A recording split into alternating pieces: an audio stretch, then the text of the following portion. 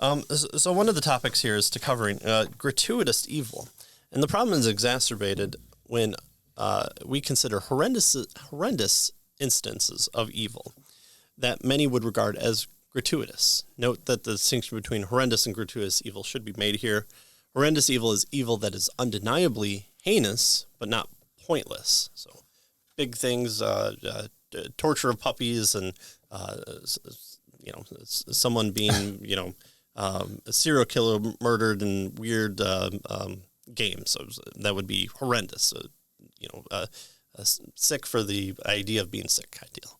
But gratuitous evil is any evil, usually horrendous evil, that seems kind of pointless, having no apparently good reason for existing. You have to remember back to his definition a couple chapters ago of a good theodicy would have that tying of good to evil that outweighs that evil and all points of evil, not just some, but every single evil that's out there has to be tied back into some good in order for it to be a good theodicy.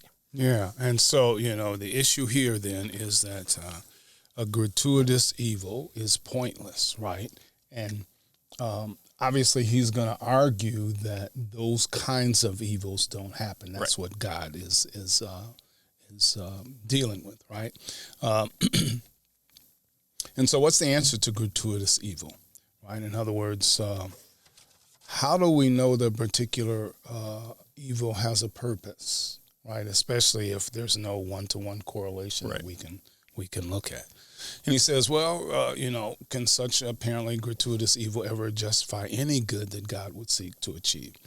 It would seem, he tells us, utterly presumptuous to speak in the affirmative with 1 ounce of confidence. Furthermore, fishing for a tidy answer, he says, is pastorally disastrous when seeking to comfort the afflicted. Silence is often the better part of wisdom, right? So we don't say, well, yeah, all of this tragedy happens in your life, but, it's for a greater good, but we don't know what it is, right? Thanks a lot, Pastor. Yeah. Right. So that's what he's getting at here. Right? Again, like a death of a child, you can imagine that scenario coming in. Why did God take my 2-year-old at that age? Did nothing wrong. I didn't. I've been a good person. I haven't stolen anything. I have all these things flash forward, and then you have that pastor on the other end saying, "Well, all things are good for you. There's a reason for it. Yeah, it works together. It's almost like good. A platitude. It works together for good. Really. So my death of my child, what good is that? Right. But if you don't have an answer, I mean, what do you point to other than, well, maybe this will happen as a result of it, and you're just kind of speculating that. So what lesson can we learn from things like the Nazi death camps? Yeah, is good going to come out of that? Right. Some would say none. Right. It is impertinent to even ask the question. Yeah. There is an important response to the charge that the Greater-Good defense cannot escape gratuitous evil. It is known as skeptical theism defense, which he doesn't really like that term, but he says it's an unfortunate designation. It should be called sensibly humble theism, as the following will make clear. The sensibly humble skeptical theist says that we do not know enough, thus the skepticism, to make definitive pronouncements about the goods that God may have in permitting particular evils, especially those that are horrendous. So why did God allow the Nazi death camps? Christian, come on, I need an answer. I don't know. Yeah. But I do know that there are purposes. And so the skeptical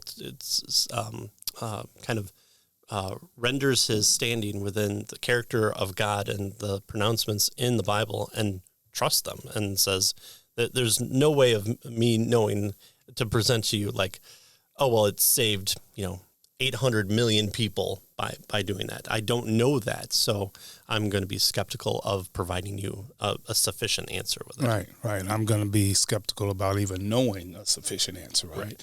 He says we may be undeniably uncertain what goods a particular evil might produce, but we can rest assured in the opposite position. Can we rest assured that it's not going to produce any good, right? He says being severely limited in our knowledge and wisdom, we can say that absolutely No goods can be justified by the evils that might produce them. Can we really say that? Right? He's questioning, can we really say that? So there's two sides of the equation there is what he's saying. He's saying on one side, you look at the Holocaust and you say, you can't tell me that a good can come out of this. And on the opposite side, it says, you can't tell me no good can come out of this. Exactly, right? So how can we question that? Do we know enough to question that? And then, of course, the answer is no, we don't, right? The critic, he says, has to prove a universal negative, right? That there's no reason that would justify God in permitting whatever difficult case of evil we wish to dredge up from a pit of horrors. So that's what the critic would have to say. Well, it's gratuitous. There's no reason for it. Well, how do you know that, right? He says to embrace this claim is at least equally presumptuous. Right. One would have to pretend to know the furthest recesses, he tells us, of the infinite mind of God. Right. There can't be any good for this. Well, how can you know that, right? Mm-hmm. How can you know that? That's the counter he's suggesting here to this particular gratuitous. So the claim is that the greater good defense allows for gratuitous evil, and he's saying, no, it doesn't, right? Well, how do we know that? We don't, we can't know that there will be gratuitous evil. How do we know there won't be any good that comes out of it? That's what he's trying to tell us here, right? And when you start getting into apologetics, one of the questions that you deal with is the atheist saying there's no possibility that God exists, and so the common response has to do with tea in China. So the response is, well, that's like saying that there's absolutely no tea in China. Well, what would require you a sufficient knowledge of having that truth claim? Well, you'd have to have complete knowledge of everything in and underneath China in order to say there's no tea in China. So can we say that for the existence of God? Do I have ultimate knowledge of all things to say there's no possibility? And so that's kind of the same response kind here. of thing he's saying. Yeah. Right. Yeah. And I will say, too, that this is one of the reasons why in court cases for murders or anything like that, people always want the why response. And prosecutors are really hesitant to give an accurate reason of why. They might have theories, and it does help the case at times if they can really cement the facts of the case. But when you're trying to convict somebody of doing something, the motive aspect is a nice thing, but it's not needed. It's not required within the court of law. So that's kind of what we're getting at here is, well, we can speculate that, he was cheating on his wife, or he wanted it for the insurance money. That might all have been the case, but it might have just been one bad day for them, the one argument that threw him over the ledge. And if we hang our hat on this being the explanation, some evidence might come along that overturns it. Yeah. And so then it throws everything into question. Yeah. Well, if they were wrong about this, were they wrong about, his bloody handprint on the knife? Something like that.